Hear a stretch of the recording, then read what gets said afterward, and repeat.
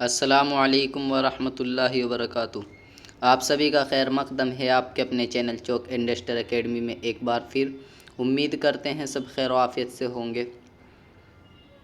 جو طلباء و طالبات ایم اے اردو کے انٹرنس ایگزام کی پریپریشن کر رہے ہیں اور ایگزام دینا چاہتے ہیں، ان کو اب ہم سبجیکٹیو پریکٹس سیٹ پرووائڈ کرا رہے ہیں، یعنی سبجیکٹیو میں آپ کو کتنا لکھنا ہے اور کیسے لکھنا ہے اور کن کن ٹاپک پر آپ کے سوال بن سکتے ہیں، تو وہ ہم آپ کو پرووائڈ کرا رہے ہیں۔ جس طریقے سے ابھی ہم نے اس سے پہلی ویڈیو میں آپ کو دبستان لکھنؤ کے مادھیم سے جو ہے ایک پریکٹس سیٹ پرووائڈ کرایا، تو اسی طریقے سے اس ویڈیو میں ہم آپ کو بتائیں گے ذوق کی قصیدہ نگاری، یعنی ذوق پر بھی سوال آ سکتا ہے۔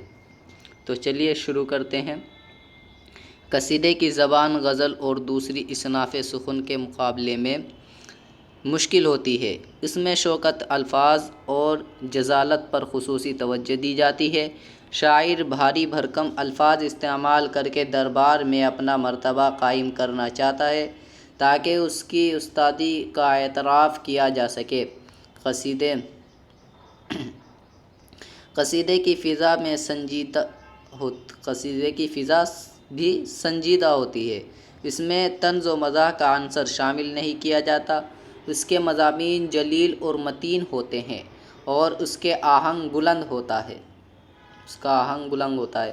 ذوق کا شمار بھی اردو کے اہم قصیدہ نگار شعراء میں ہوتا ہے۔ سودا کے بعد اس صنف میں ذوق کا مرتبہ بلند ہے، اس لیے ذوق کی قصیدہ نگاری کی چند اہم خصوصیات کو بھی ہمیں ذہن نشین رکھنا چاہیے۔ ان کے قصائد کی تعداد 27 بتائی جاتی ہے۔ ابو محمد سحر کے بقول ذوق پہلے ممتاز قصیدہ گو ہیں جنہوں نے حمد، نعت اور منقبت میں کوئی مکمل قصیدہ یادگار نہیں چھوڑا، سوائے ایک قصیدے کے جو ایک بزرگ سید عاشق نہال چشتی کی مدح میں ہے۔ ان کے تمام قصیدے اکبر شاہ ثانی اور ابو ظفر بہادر شاہ کی مدح میں ہیں۔ الفاظ کی شان و شوکت، بلند آہنگی، زبان کی صفائی، مضمون آفرینی اور علمیت کی بدولت ان کے قصیدوں میں ایک خاص قسم کا وقار پیدا ہو گیا ہے۔ انہوں نے شگفتہ اور رواں زمینی بھی منتخب کی ہیں، لیکن بعض قصیدے مشکل اور سنگلاخ زمینوں میں بھی لکھے ہیں۔ اکثر قصیدوں میں انہوں نے بہاریہ، رندانہ اور نشاطیہ تشبیہیں لکھی ہیں اور معشوق کا سراپا بھی نظم کیا ہے۔ موسم کا حال بھی وہ بعض قصیدوں میں بیان کرتے ہیں۔ ان کے بہاریہ مضامین میں مبالغہ اور تخیل کا رنگ زیادہ گہرا ہے۔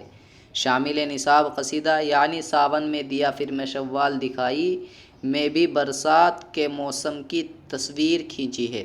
ذوق کو مشرقی علوم و فنون مثلاً نجوم، حیات، طب، منطق، فلسفہ، فقہ، حدیث، تاریخ اور موسیقی وغیرہ سے بھی خاصا ربط تھا، اس لیے ان کے قصیدوں میں ان علوم کی اصطلاحیں بھی استعمال ہوئی ہیں۔ قصیدوں کی تشبیب میں وہ کئی موضوعات پر اشعار لکھ کر قصیدے کے حسن اور دلچسپی میں اضافہ کرنے کی کوشش کرتے ہیں۔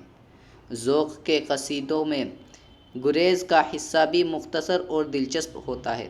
اس میں بڑی موزونی اور برجستگی پائی جاتی ہے۔ مدح کے حصوں میں ان کی طبیعت کا کمال دیکھنے سے تعلق رکھتا ہے۔ پرشکوہ الفاظ اور تراکیب سے ایک طلسم کی کیفیت پیدا کر دیتے ہیں۔ مبالغہ اور تخیل کا عنصر بھی ان کی مدحیہ اشعار میں غالب رہتا ہے۔ ممدوح کے مرتبہ شجاعت، عدالت اور اخلاق وغیرہ کی تعریف بڑے زور و شور سے کرتے ہیں۔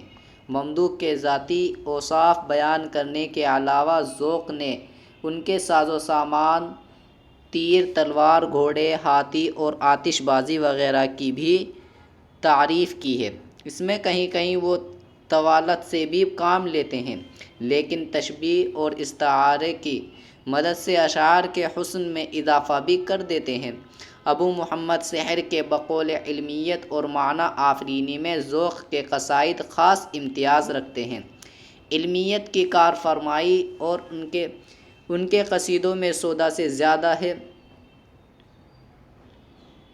انہوں نے ہر جگہ متانت اور سنجیدگی کا خیال رکھا ہے اور اپنے قصیدوں کو مضحکہ خیز نہیں بننے دیا۔ کبھی کبھی علمیت کی شگفتہ روح کو انہوں نے مضمون آفرینی، مبالغہ آرائی، حسن تعلیل، تلمیح، تشبیہ، استعارہ، الفاظ اور تراکیب، غرض کے خیال و بیان کے تمام پہلوؤں میں بڑی خوبی سے سمو دیا ہے۔ فارسی الفاظ و تراکیب کا خوبصورت استعمال ذوق کے قصیدوں میں ملتا ہے۔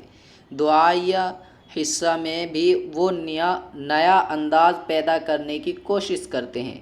یہ حقیقت ہے کہ سودا کی طرح انہیں قصیدے کے فن میں بلند مرتبہ حاصل نہیں ہے، لیکن ذوق بھی اردو کے ایک اہم قصیدہ نگار ہیں اور بعض معاملات میں اپنی انفرادیت بھی قائم رہے گی۔ تو آج کی ویڈیو میں اتنا ہی، ملتے ہیں نیکسٹ ویڈیو میں نیکسٹ ٹاپک کے ساتھ۔ شکریہ فار واچنگ دس ویڈیو۔